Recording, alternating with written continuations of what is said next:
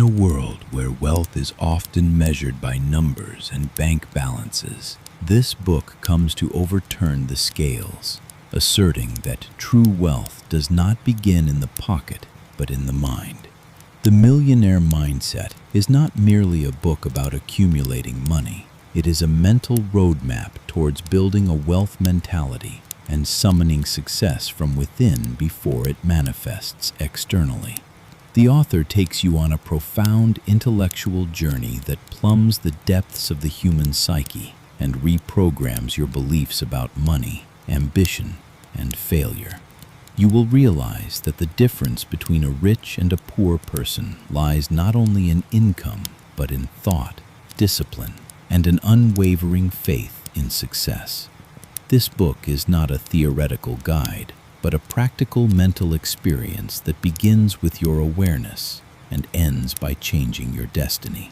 If you possess the courage to change your way of thinking, this book may be the gateway that opens the doors to mental wealth and subsequently financial wealth.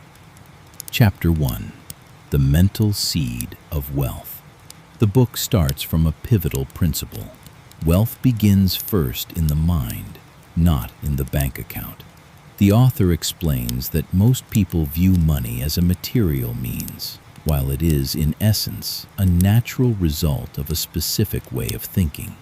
A wealthy mind is not only connected to financial opportunities, but to a pattern of thought that drives its owner to seek value, growth, and investment in the self before any external investment. The book poses a philosophical question. Do you possess the mentality that qualifies you to be rich? It answers that the first condition for wealth is a deep internal belief in the possibility of achieving it. It also focuses on the necessity of transcending the limited mindset that links money to selfishness or evil, affirming that money is merely an amplifier of what is inside you. If you are righteous, money will increase your goodness, and if you are the opposite, it will expose you. Chapter 2: Liberation from a Scarcity Mindset. In this chapter, the author discusses the difference between a scarcity mindset and an abundance mindset. A scarcity mindset is embodied in a constant fear of losing money, a feeling that opportunities are scarce and that success is reserved for a few. An abundance mindset, on the other hand, is the belief that the world is full of opportunities and that everyone is capable of creating their own path to wealth. The author emphasizes that the wealthy person does not only think about money, but thinks about the value they can offer to the world, the quality of service, or the idea that can make a difference. He also calls on the reader to reprogram themselves by liberating themselves from negative inherited beliefs about money and work, and by stopping repeating phrases like, "Money can't buy happiness," or "I'm not good with financial matters," because these phrases are not only destructive, but also close the doors to creative and experimental thinking. The author then encourages adopting a mindset of experimentation, calculated risk, and self-confidence in the world of money. Chapter 3: Reshaping the Mental Map of Success. This chapter addresses a profound issue related to the mental map built in our minds since childhood regarding concepts of money, success, and wealth. The writer points out that every person lives their life according to a pre-existing program loaded into their mind from early years, and this program is often full of errors, limitations, and negative beliefs that hinder their financial ascent. If a person grows up in an environment that does not believe in abundance but fears lack, their mind builds mental fortresses that oppose wealth and resist every opportunity leading to it. In this chapter, the author asks the reader to pause for a moment and reflect on the phrases they heard in childhood, such as, "The rich don't enter paradise," "Money is the filth of this world," or "Hard work doesn't make you rich." Then he asks, are these phrases based on facts, or are they inherited beliefs that planted in you a fear of money and success? He confirms that the first step to becoming a mental millionaire is to reshape your mental map by deconstructing these old programs and replacing them with supportive beliefs that encourage prosperity, creativity, and confidence. He invites the reader to use mental affirmations, daily goal writing, and linking financial success to positive emotions rather than feelings of guilt or shame, pointing out that awareness is the first key and repetition is the key to change. Chapter 4. Wealth begins with daily behaviors. In this chapter, the author moves from theory to practice, explaining that mental wealth is only completed when ideas are translated into tangible actions. He shows that a person does not create their wealth through a single deal or a stroke of luck, but through small, cumulative, and effective daily behaviors. He highlights the importance of discipline, time management, the morning routine, and the habits a person builds day after day. He also talks about the gap between those who only think and those who execute, pointing out that successful people do not necessarily have genius ideas, but they possess the habit of rapid and continuous execution. The author encourages the reader to review their day in terms of wasted time and how many hours are spent browsing, arguing, and being preoccupied with what does not yield. He suggests a simple technique, identifying 3 financial or developmental goals daily and committing to achieving them, even partially, because repetition produces habit, and habit produces identity. The author mentions that most mental millionaires are ordinary people who committed to an extraordinary lifestyle: early rising, daily reading, continuous learning, monitoring spending, and associating with people more ambitious than themselves. Chapter 5. Your mental environment determines your financial ceiling. In this chapter, the author discusses the power of the surrounding environment and its impact on the individual's subconscious mind, noting that although a person is responsible for themselves, they are greatly influenced by those around them. He begins with a famous saying, "You are the average of the 5 people you spend the most time with," and explains that this fact applies to everything: your thinking, your income, your ambitions, and even your self-confidence. If you are surrounded by people who complain, justify their failures, fear change, or mock the successful, you are in a stifling environment that pulls you down, even if you have great ideas. Conversely, if you surround yourself with people who think about investment, execute projects, talk about self-development and opportunities rather than problems, your mind begins to open and expand because you unconsciously adopt their thinking. The author affirms that a truly wealthy person does not keep themselves in circles of mental drain, but creates an environment that enables growth. He advises the reader to review their relationships and the content they follow on social media platforms, as they all feed their mind either with possibilities or with incapacity. He also calls for building a mental support team, even online, consisting of books, lectures, and positive personalities that help them become saturated with a success mindset, no matter how poor or discouraging their current environment is. Chapter 6. Money as an internal reflection, not an external result. This chapter begins with a shocking truth. Money is not earned from the outside, but attracted from within. That is, true wealth does not begin in the bank account, but in the mind, conscience, and beliefs. The author presents a central idea. A person who sees themselves as poor inside will continue to repel money from their life, even if they obtain it, because the subconscious mind will sabotage every opportunity that comes in accordance with their self-image. Therefore, sustainable financial transformation does not begin by changing a profession or increasing income, but by rewriting the financial identity a person carries in their mind. A mentally wealthy person views money as a means of empowerment, abundance, giving, and expansion, while a mentally poor person sees money as a threat, a source of anxiety, a curse, or a burden. The difference between the two is not in bank accounts, but in the fundamental perspective. The author invites the reader to redefine money not as an end, but as a tool, not as something we run after, but as something we rise to intellectually, thus becoming attractive to it. He stresses the importance of reconciling with the idea of deservingness, because many people do not possess wealth, because deep down they do not believe they deserve it.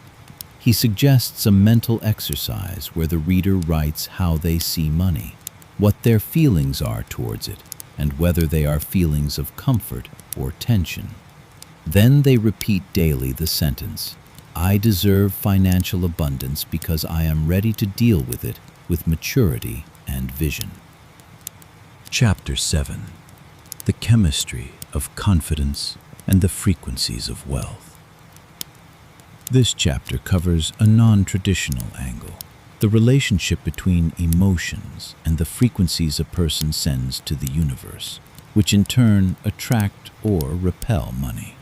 The author proposes the theory that self-confidence is not just a psychological state, but a mental frequency capable of creating a new reality.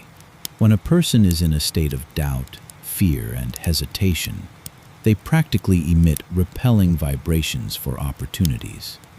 When they are in a state of certainty, confidence, and self-esteem, they broadcast a high frequency that harmonizes with abundance. Here, the author moves from psychology to what resembles energetic physics, pointing out that the human mind is not just a tool for thinking, but a station for broadcasting and receiving reality. Whoever believes they will find a way will find the way, and whoever doubts every step will remain stuck in a whirlpool of hesitation. The author calls on the reader to monitor their internal dialogues, because the sentence you say to yourself is what draws your frequency. He gives a practical example. Tell yourself at every obstacle, "I am on my way to abundance," to reprogram the frequency and feed confidence. He stresses that confidence is not arrogance, but an internal commitment that you have the ability to learn, adapt, and rise, even if you do not possess all the tools right now. Chapter 8. Emotional incentives are the fuel for financial launch. In this chapter, the author delves into the emotional aspect behind building wealth. He confirms that money is not pursued with the mind alone, but with the internal motive that ignites enthusiasm, which is often a deep feeling linked to a message or a psychological need. He talks about the danger of working only for money, because this path leads to spiritual burnout, while the Mental Millionaire links money to a higher purpose, a message, making an impact, or positively compensating for an internal deficiency they want to overcome. The author presents the idea of the sacred emotional incentive, that thing that makes you endure failure, delay, and criticism because you are working for a greater purpose than just profit.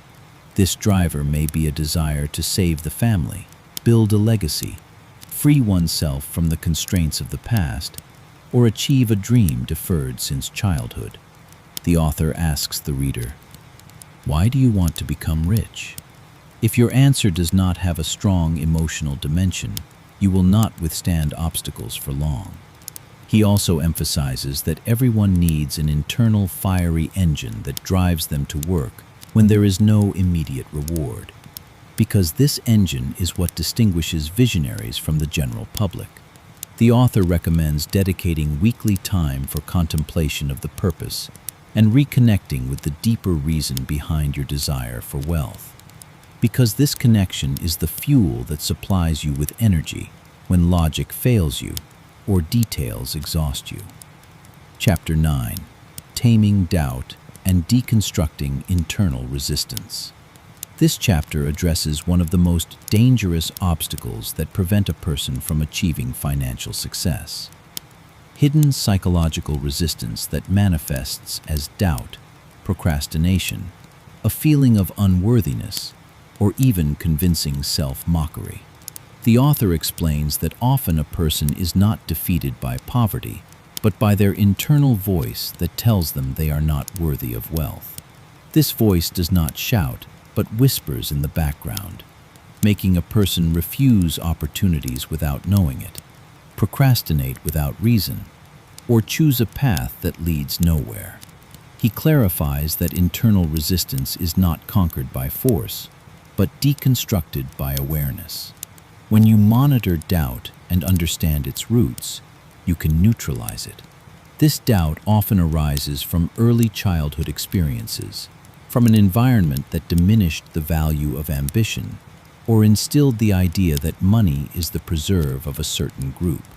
The author suggests that the reader rewrite their financial beliefs on paper, question them, embarrass them, deconstruct them with one sentence.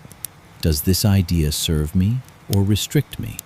He recommends repeating a mental exercise every morning where the person acknowledges with their voice, "Every resistance within me is an old voice that does not represent my truth now. I choose today to be ready for abundance and to live my full potential." Awareness of resistance and naming feelings of doubt, guilt, and fear are the first steps towards liberating the mind from the constraints that prevent it from receiving wealth. Chapter 10. The Laws of Financial Motion and Creating Momentum of Confidence. In this chapter, the author moves from internal structure to the dynamic laws that govern the movement of money, energy, and momentum. He proposes that money, like any other energy, does not like stagnation, but flows with movement, risk, and decision-making. Those who stand still for fear of error not only lose money, but lose the rhythm of life itself. Therefore, the author insists that the mental millionaire does not seek certainty, but creates momentum. They create an experience, then correct it, make a decision, then learn from its results. They do not wait for the green light, but ignite the light with their step. Momentum, according to the author, is the magical factor that accelerates results and breaks mental stagnation. When you move, you see opportunities, meet people, discover yourself. And when you stay in place, you lose inspiration and doubt everything. Therefore, the author recommends practicing the habit of decision daily. Choose something, decide on something, move in something. It does not matter if it is small. What is important is that something moves inside you and outside you. Momentum is your teacher and guide because it shows you the path that is not discovered by sitting. The author sees that money responds to bold movement, clear intention, and the person who proves they are capable of endurance and correction. They do not wait for the perfect plan. Every decision you make, even if simple, is a universal declaration that you are ready to receive more. And every hesitation is a postponement of life itself. Chapter 11. Engineering Beliefs and Designing a Mental System Supportive of Wealth. The author opens this chapter with a pivotal saying: "Your external world is nothing but a direct reflection of your internal system." That is, money, success, and opportunities do not come from the outside, but from the mental structure a person lives with daily. He defines beliefs as mental templates that a person clings to as if they were natural laws, although they are nothing but conditioned mental inheritances. He explains that a person who believes that money is a means of corruption will always find it difficult to retain it or even pursue it, because their unconscious mind considers it a threat to their values. The author explains the importance of deconstructing old financial beliefs and redesigning a new system that aligns with the best financial version of the self. He recommends that the reader write down 10 negative beliefs about money on paper, then review them one by one and ask themselves, "Am I sure of this? Where did this idea come from? Does it serve me now?" He stresses that replacing beliefs does not mean merely repeating positive sentences, but building a new thinking pattern and experiences that prove that money can be a means for growth, goodness, and freedom. The author likens the matter to reprogramming a mental operating system, because every financial step begins from an invisible mental file. Chapter 12. The language of money and communicating with opportunities. In this chapter, the author presents money as a language in its own right, with vocabulary, tone, and a specific way of responding. He believes that wealthy people do not differ from us much in abilities, but they speak the language of money consciously. They understand how it moves, what it likes, when to spend, and why to invest. While many deal with money as a stranger they are ignorant of, fear, or assign negative connotations to, the author sees that the first step to mastering this language is to treat money as a living being with sensitivity, boundaries, and appreciation. Money does not like to be spent in fear, withheld in stinginess, or insulted in ignorance. Every time you speak negatively about money or complain about its scarcity, you send a repelling message to the energy of abundance.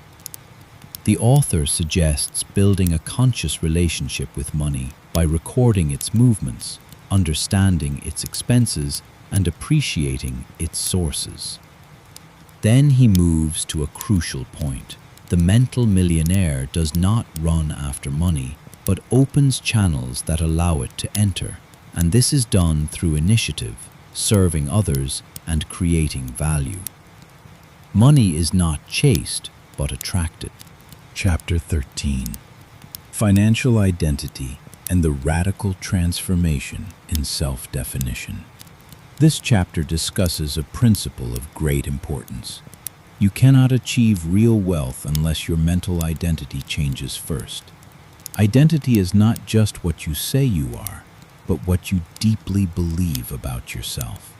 If you say you are poor, limited, or not the type who succeeds, your mind will work to prove this description, and every project will fail because you do not believe you are the right person for it. The author calls for engineering a new financial identity, starting with saying, "I am a person who deserves abundance. I am a financially intelligent person. I am a person who manages money well." Then you support this identity with small, repeated, and consistent actions. You do not need $1 million to be wealthy in your consciousness, but conscious behavior with every penny. Identity is built from details: how you spend, how you talk about money, how you deal with your bills. And every time you act as the person you want to be, you approach the true manifestation of your new financial identity. Chapter 14. Time, Money, and the Art of Self-Investment. This chapter focuses on the fundamental relationship between time and money. The author confirms that most people waste time because they do not appreciate its value as the greatest investment asset greater than money. The person who manages their time as if they were managing wealth is the person whose achievements multiply, even if they start from zero. The author points out that successful people do not work more, but think differently about how to invest time. They do not spend hours on trivial tasks, but buy other people's time, invest in tools that free their time, and dedicate hours to important decisions, planning, thinking, and learning. He stresses that the biggest investment you can make is not in the stock market, but in yourself. In learning a skill, reading a book, sitting with a person wiser than you. Every moment you waste in nothingness is a cumulative loss that money cannot compensate for. Chapter 15. Financial Behavior and Cumulative Discipline. In this chapter, the author discusses the pillar that distinguishes real wealth from fleeting luck: discipline. Wealth is not the product of a brilliant deal, but the fruit of repeated, conscious, calculated financial habits. Financial discipline means knowing when to spend, why, and on what, and when to say no. It means resisting momentary temptations to earn long-term rewards, always saving a portion of your income, even if small, planning for your money, and not waiting until the end of the month. The author describes financial behavior as a muscle that is trained and strengthens over time, giving its owner flexibility and intelligence in facing crises. He indicates that a disciplined person is not led by circumstances, but leads them, treats money as a tool, not as a treasure, and sees that the greatest manifestation of discipline is continuity, doing what is right even when you do not see immediate results. Mental wealth is not formed from quick achievement, but from the silent habit you do not abandon. Chapter 16. The Power of Deep Focus in Crafting Mental Wealth. In a world distracted by notifications and digital distractions, deep focus becomes the rare currency, the currency of the truly wealthy. Millionaire minds are not built on multitasking or superficiality, but on quiet sessions of complete immersion in one project, one idea, one task. The author explains how focus is not a talent, but a mental muscle that grows with practice and discipline through sessions without a phone, using techniques like Pomodoro or time blocks free from interruption. A person can summon their genius. Wealth is created in moments where you dissolve into work and do not feel time. This state, which psychologists call flow, is the gateway to creation and produces ideas that bring millions. The wealthy do not have more time, but have deeper focus. Chapter 17. The Mind as a Filter, Not a Mirror. One of the biggest shifts in the millionaire mindset is the realization that the mind does not reflect reality as it is, but selects from it what aligns with its beliefs. The intellectually poor see barriers because they are programmed to see them. The mentally wealthy see opportunities in the same situation because their internal programming selects what serves them. The author shows how the reticular activating system in the brain works as a filter for reality, and that changing thoughts does not only change what happens, but what we see of what happens. Whoever sees an opportunity in failure is the one who possesses mental wealth, and whoever sees the end in the obstacle is the one who loses before starting. Mental programming is the root, vision is the result, and the result creates reality. Thoughts are created internally first, then reshape what we see externally. Chapter 18. Managing Energy, Not Time. What everyone has is 24 hours, but what differs is the type of energy a person carries during those hours. The author opens a new door in thinking. Do not plan your day according to time, but according to your brain and body energy. Do not put your most complex tasks at the end of the day, but place them when you are at your peak clarity. Take a nap as if it were an investment, exercise as if it were a productivity engine. The wealthy do not work more, but work when they are at their peak concentration. Organization is not a calendar, but the art of timing energies. The author presents daily strategies for managing mental energy, such as adequate sleep, reducing sugar, periods of complete disconnection from devices, and protecting the golden periods in the morning. Energy is the true wealth, and managing it is the difference between the person who builds their wealth intelligently and the one who collapses after every small achievement. Chapter 19. The Psychology of Financial Deservingness. This chapter is one of the deepest in the book, because money does not come only with plans, but with the deep feeling that you deserve it. Many people have strategies, skills, and even opportunities, but they sabotage themselves because deep down there is a voice saying, "I don't deserve." The author analyzes this feeling through upbringing, social programming, and childhood experiences, and explains how the mentally poor view money as something external they must beg for, while the mentally wealthy see it as an extension of their self-worth. To possess wealth, you must see yourself as someone who deserves it. It is not enough to want money. You must feel that you are the person who deals with money confidently, spends it wisely, and invests it creatively. Deservingness is the psychological root of wealth and the result of repeated thoughts about competence, value, and giving. Chapter 20. From a consumer mind to a producer mind. The intellectually poor consume everything: time, money, information. The mentally wealthy produce. They do not spend hours watching YouTubers, but create content. They do not excessively buy products, but design a product.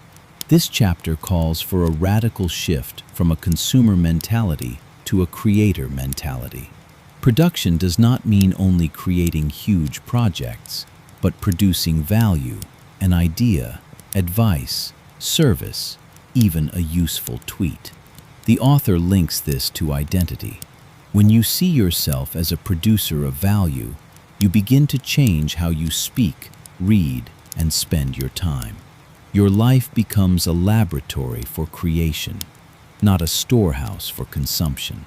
This shift does not only change your wallet, but redefines your relationship with the world. Chapter 21. Do not be an employee in your mind.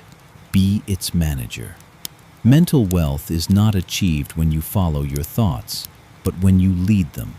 In this chapter, the author emphasizes that most people live in their minds as obedient employees who follow instructions, fear internal criticism, and obey the voice of anxiety and fear. The millionaire mind works as an executive manager who schedules what to think about, ignores emotional distractions, and reprograms attention on a daily basis. No one is born with an organized mind, but everyone can learn to lead their thoughts. The author clarifies that techniques such as daily writing of thoughts, setting a time for worry, or mindful meditation are all tools used by a manager, not a consumer. A mind manager does not get entangled in every notification, nor drowns in every obsession, but sets priorities, eliminates distraction, and leads themselves to what serves their vision. Chapter 22. Money does not like mental chaos. Money is an organized energy and hates chaos. This is what the author confirms in one of the most important chapters. Chaotic minds that live on reaction instead of action do not attract money, but repel it, because money, as the author likens it, is a refined guest who does not enter an unclean house. Chaos of thoughts, chaos of decisions, chaos of relationships, are all manifestations of a mind that has not yet decided to be an environment that receives wealth. The author begins by detailing signs of mental chaos, chronic procrastination, contradictory decisions, immersion in emotional drama, working without a goal. Then he explains how the mind is reorganized through 3 tools: reducing inputs, organizing the mental environment, and continuous simplification. When your thoughts are fewer, your focus is heavier, and you build simple systems for your life, your mind becomes a magnet for opportunities and wealth.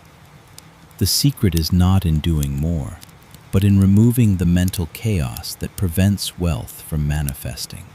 Chapter 23. True wealth begins from within. Someone may have $1 million, but feel no reassurance or satisfaction, and continues to strive like someone drinking from seawater.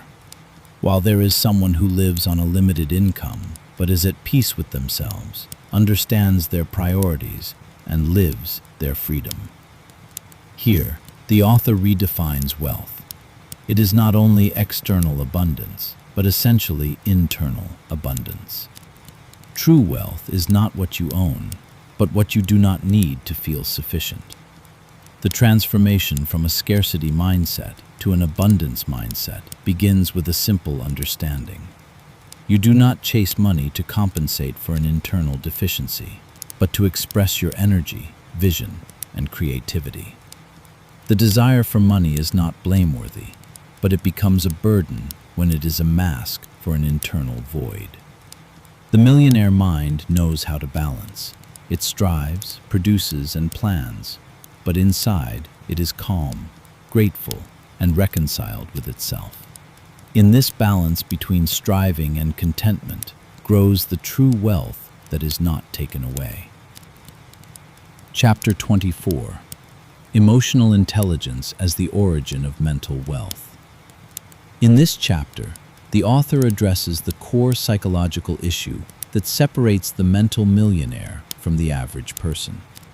It is not money that makes a millionaire, but their ability to manage themselves, their emotions, and control their reactions under pressure.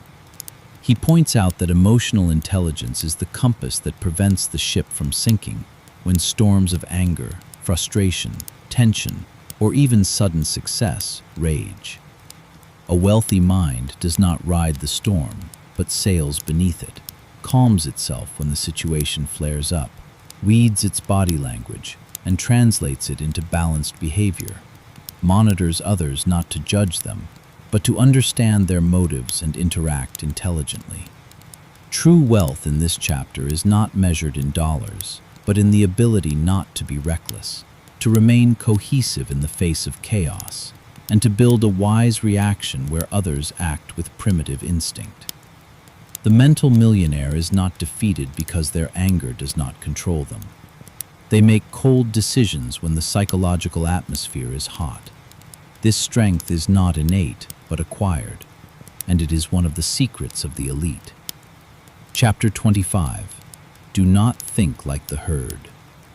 This chapter warns against herd mentality, the way in which humans slip into collective contentment, blind following, and running after intellectual or consumer fads.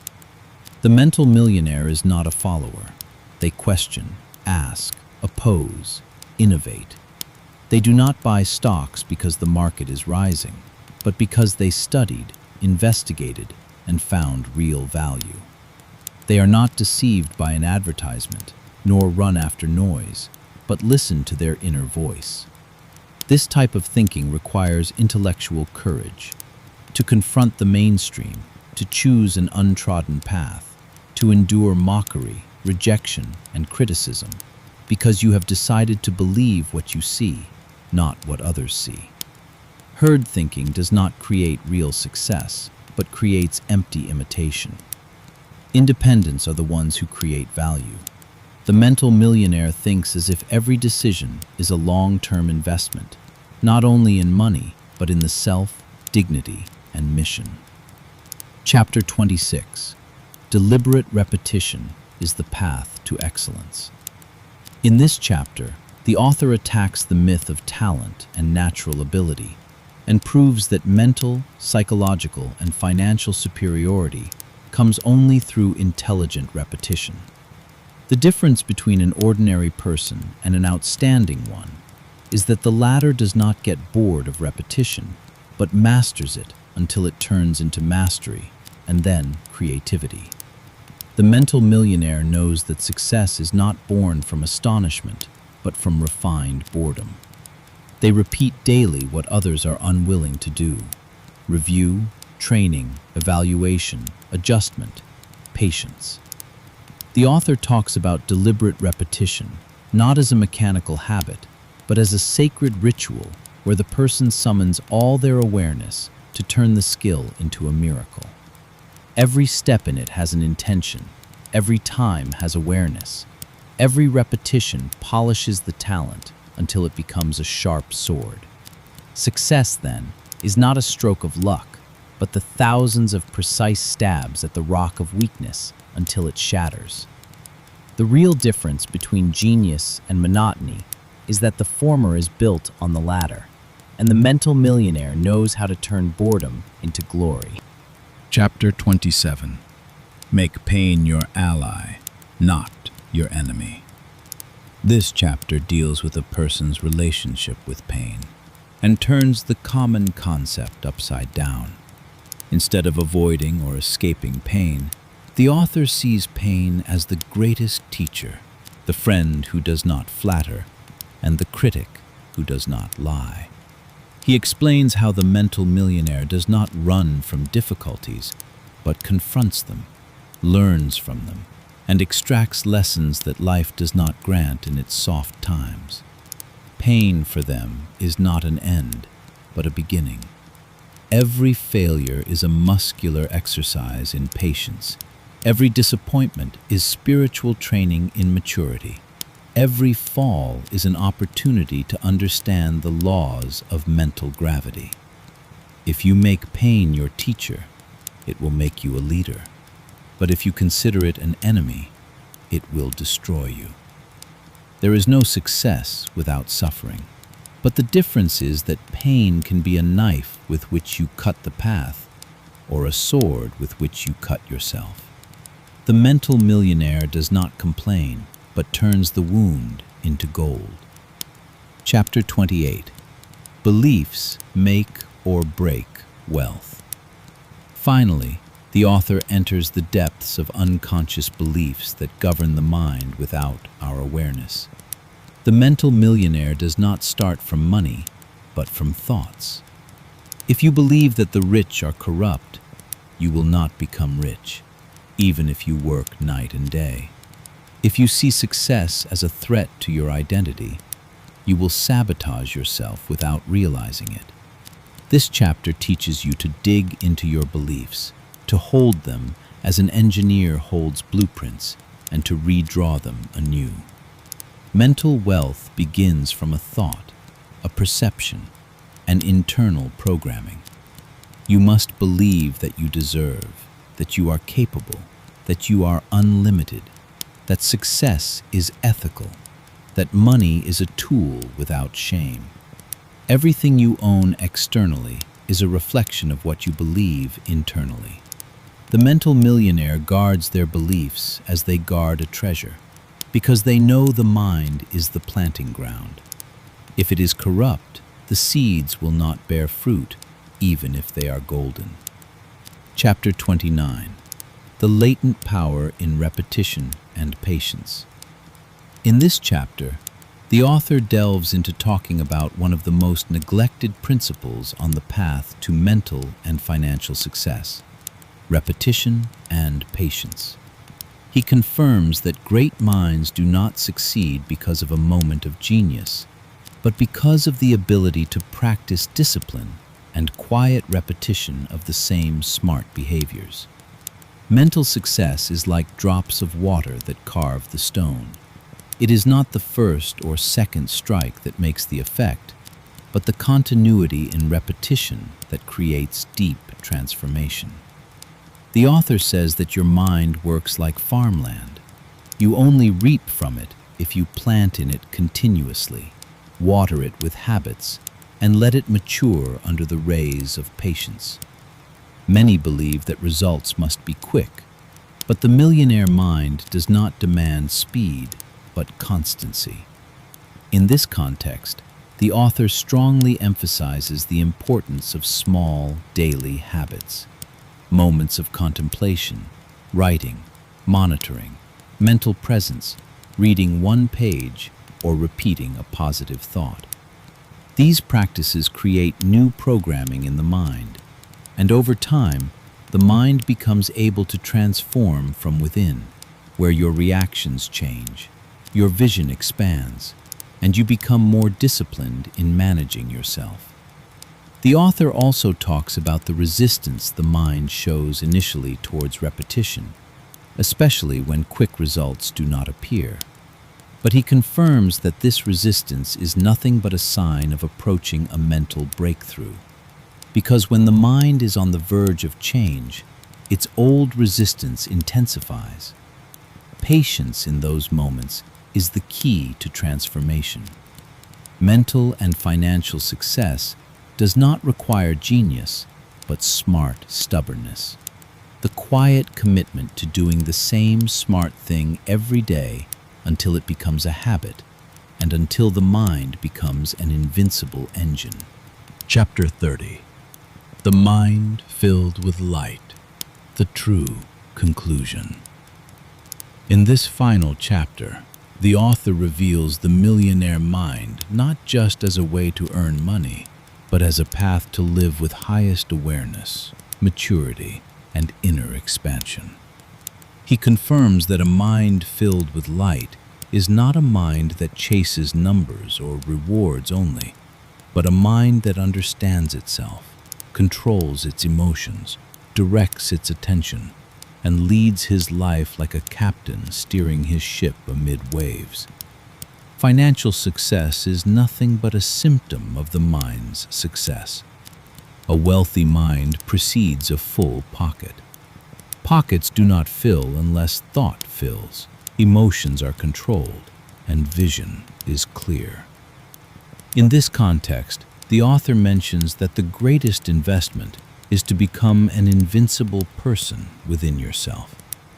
This does not mean that you do not suffer or fail, but that you are strong enough to rise every time, learn, and rebuild from within.